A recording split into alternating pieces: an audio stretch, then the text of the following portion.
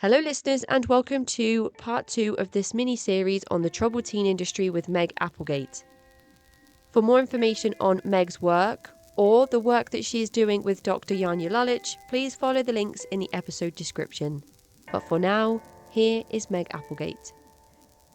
When you moved to Chrysalis and you were with 10 other girls, do they take into consideration the LGBT community? Because for some people, for some 15, 16-year-olds who are kind of going through hormone development and sexual identity, it might be great to be surrounded by 10 other girls.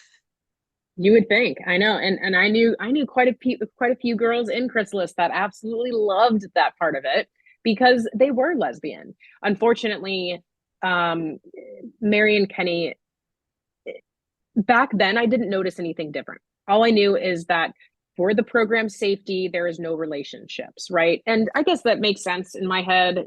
Keeping everyone safe means that a safe emotional place where if someone was to break up, in my head, I'm thinking, oh, you can't be in a relationship because if you break up, then it could possibly cause conflict and things like that. But that absolutely wasn't the reason why.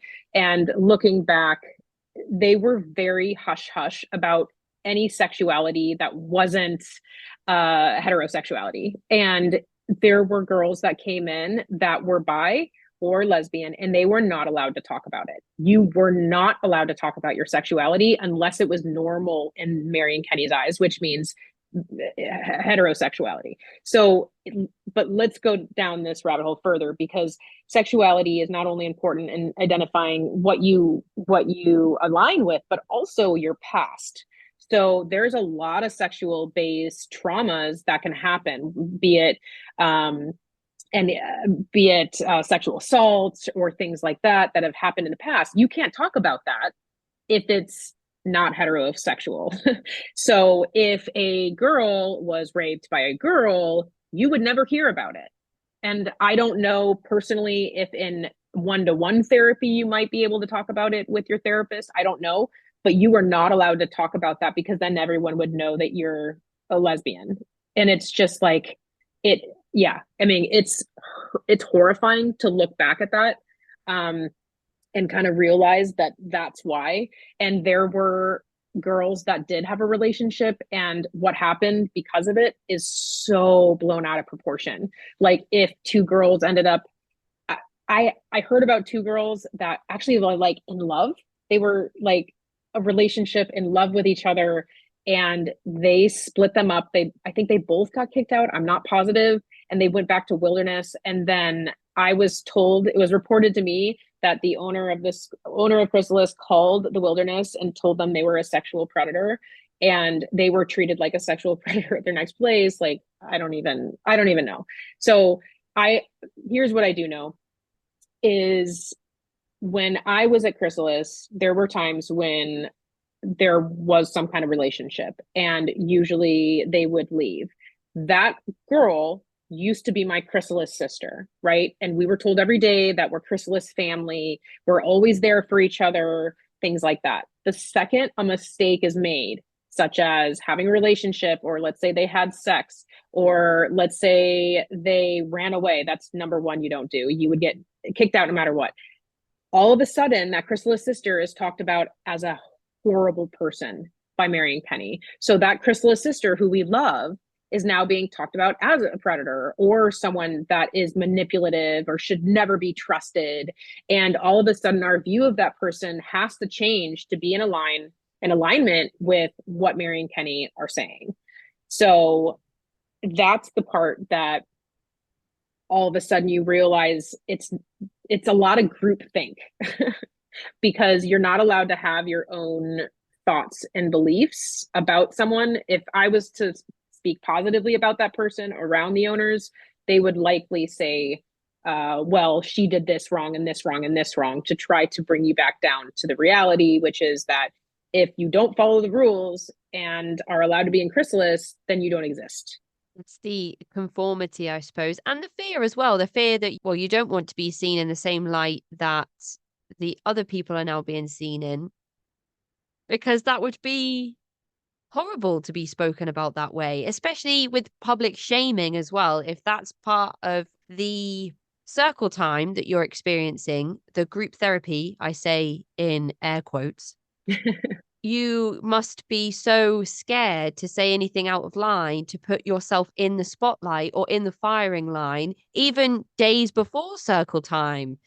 Keep your heads down and keep yourselves kind of within that conformity to stop yourselves from being at risk of exposure during circle time. Although I understand that most likely that everybody would have to endure their so-called fair share of interrogation or spotlight being on them. Yeah. No, there weren't really any choices. And Yanya Milalich says it correctly, that it's bounded choice, right? You can only make a decision.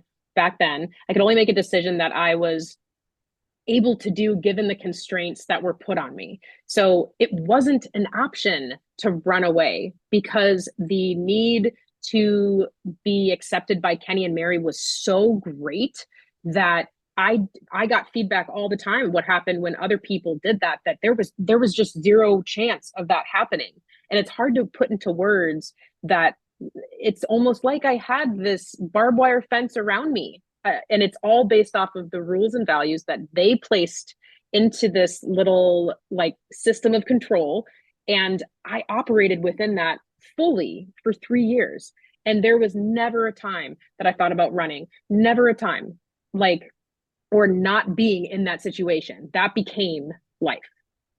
And so when people ask, why didn't you run? Or why didn't you tell your parents? It's like, it didn't even cross my mind, because it wasn't a decision that could be made. I don't even know how to describe it.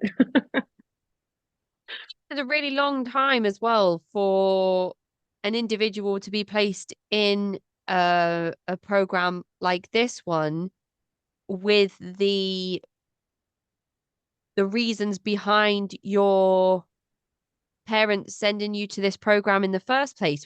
Did they just want you to complete your education or your school years in this program, or was there ever talks of you coming home earlier than that? So I don't even know like what was in my quote treatment plan while at Chrysalis, but looking back and having found my 3.5 years of journals, that was interesting to find. But having found those, it's interesting because most of it was about relationships and trying to figure out how I operate in relationships, and mostly how do I need to be changed in order to be accepted by other people. And so Chrysalis in my mind was really where the autism started to get, for lack of a better term, beaten out of me and forced to mask to be normal and appear neurotypical to be better accepted. I got told all the time that I'm a porcupine and I'm prickly and I push people away with the way that I look or the way that I talk to them or my facial expressions. I mean, you fill in the blank. I got abused for being autistic. And mostly in my journals, I'm finding things about how do I act around other people and how do I identify feelings, right? And so school was important, but also, okay, so I have to go in the backstory because Chrysalis is extremely unique. I've never met another person who has been to a program where when you're at level 2, which took me a year and a half to get to, when you're at level 2, you're allowed to go to the public high school. So I left Chrysalis every day on a bus and would attend public high school and then return home after school and would live there like that. So even in school, I was operating under Chrysalis values. I had an approved list of people I could talk to and people I couldn't talk to based on what Kenny wanted. And if you ever did anything wrong, you'd be confronted in circle. So even though I'm not at the boarding school, it was 100% I was at the boarding school and I was being held to all those standards. So with that said, my schooling was great. I was getting all A's starting in sophomore year, junior, senior year, all A's. And I'm very old for my grade. So I turned 18 right before senior year started. And it had been a talk of, do I go home? And actually, my husband just asked me this the other day. Were you upset when, you know, you didn't go home when you were 18? And I say, I have to say I was disappointed, but at that point I was so, in my opinion, indoctrinated into wanting that chrysalis ring. You get a chrysalis ring when you graduate. So I wanted that chrysalis ring, and I wanted to be highly regarded in their mind. So I could have pushed it. I could have left when I was 18, but I wanted everyone to be proud of me because I was told that that is success, is having everyone else be okay with who you are. And so I didn't do it. So I don't really know really what I was working on, but what ended up happening is me learning how to be a professional masker, and which in the long term of my life has caused me to be now 37 years old and working with therapists to try to figure out how to take off the mask because it's been on for so long that it's literally melted into my face, and I don't know how to unmask anymore, and I don't know how to be who I am without having this forward facing, I'm a professional, I do this, blah blah blah. I've just been so, it's been so ingrained in me. So that is what was happening, but I don't know exactly what they were wanting to do with that, like what my treatment plan was, but that's what ended up happening.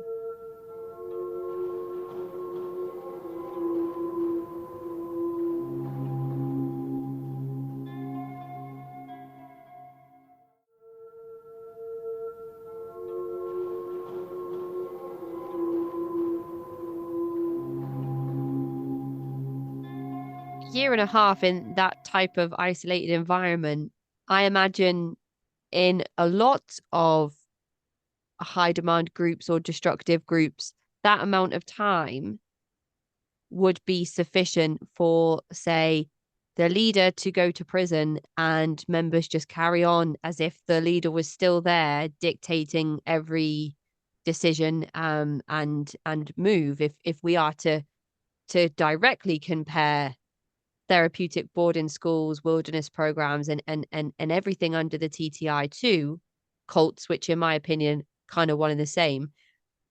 But what you said about chrysalis in terms of, as an adult, if you want to go and live on a homestead or a kibbutz, or a farm, and you want to have time where you clean the horses, tend to the horses, contribute to the cooking and the cleaning.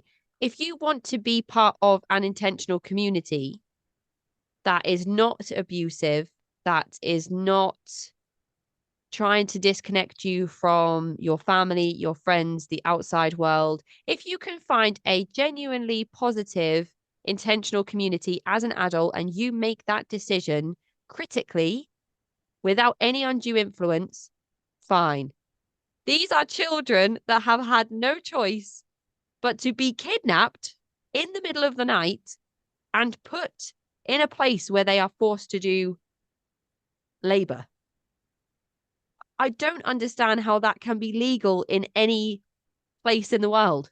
Let's call it what it is. It's trafficking. I mean, if you look at the definition of trafficking, it's for the purpose of sexual exploitation or forced labor. And this is what is going on. I have even talked to some friends of mine who were in WASP programs, and they were even forced to literally work for them, like host parties and be like servers at parties for their friends and things like that. This is trafficking in my mind. Some survivors don't see it like that, and I personally do, because, and I don't know if it's because of the amount of forced labor that we had to do at Chrysalis. I don't know, but all I know is that there was no free will. Everything was based on coercion and control, and I don't know any parents who would be okay with us, or okay with a 14, 15, 16-year-old girl bailing 80-pound hay barrels for 6 hours a day while Kenny slowly drives the truck bed and we all do the hard work. Or, you know, gardening for 8 hours. I mean, going on 14-mile hikes. I mean, the stuff that we were made to do ended up, and this brings me to my next point. The hard stuff we were doing inevitably led to more injuries because we're doing very hard things. We were forced to work out every single morning. So you either go on a 3 or 4 mile run with Kenny, or you do a bike ride with Mary if it's the summer, or you do aerobics, or you do something for an hour every morning at 6 a.m. So with the increased activity, the rock climbing, the snowboarding, the things they were forcing us, sounds fun, but not when you won't want to do it. We did have we did have more injuries, and because of more injuries, there was a need to go to the doctor, and I experienced a very, very, very high level of medical neglect while I was there. And part of what's, in my opinion, beaten into you at Chrysalis is don't complain. I was called dramatic the entire time I was there, which is literally opposite of what I am. But I was called that, so I had to act accordingly. And that meant not speaking up ever if something was wrong. It took a lot for me to speak up. And the few times I did, it never worked out. I've had 2 surgeries I can directly relate to medical neglect that I experienced there. One of them being a double spinal fusion, and the other one being a 4-inch tear in my tendon on my right leg, on my ankle. So we never felt comfortable to ask to go to the doctor. And if we did, a lot of times they just said no. And the staff wanted to take us, but Kenny would say no. And there's a lot of really horrible stories I've heard of outcomes from that. But the more I get into this anti-TTI industry and into Unsilenced, it is such a common thread that I see throughout the entire troubled teen industry. I'm helping the Goodridge family. Their daughter Taylor Goodridge just died December 20th, 2022 at Diamond Ranch Academy. And they filed a lawsuit, and we feel like it's going to prove sepsis. And I can't tell you how many times I've heard that. I can't tell you how many times kids are dying in these facilities from what we feel is medical neglect.